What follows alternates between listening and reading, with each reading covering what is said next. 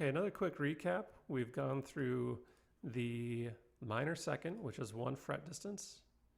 We've seen the major second is 2 frets. The minor third is 3 frets distance. And then the major third is a 4 fret distance on the guitar.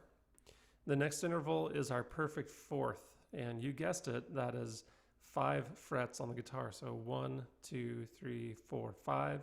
That is a perfect fourth.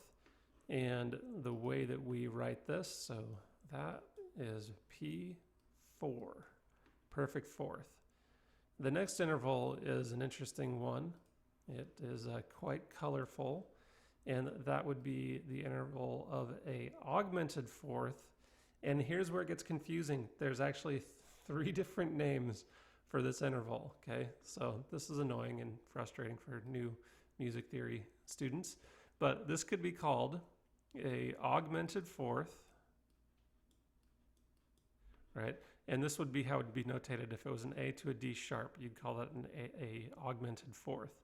It could also be called, if this note right here, this note were respelled as an E flat, and I know this isn't going to make a ton of sense right now, but that would be called a diminished fifth, also called a flat 5, perhaps.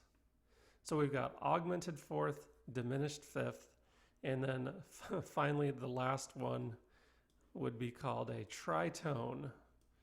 Tritone, okay?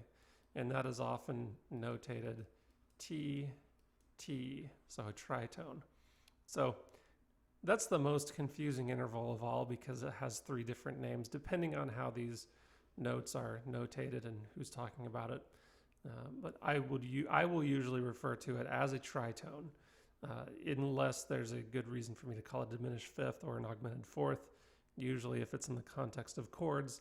I've already given you way too much information about this, so I'll just stop here. Okay, 6 fret difference, 6 frets up is called a tritone.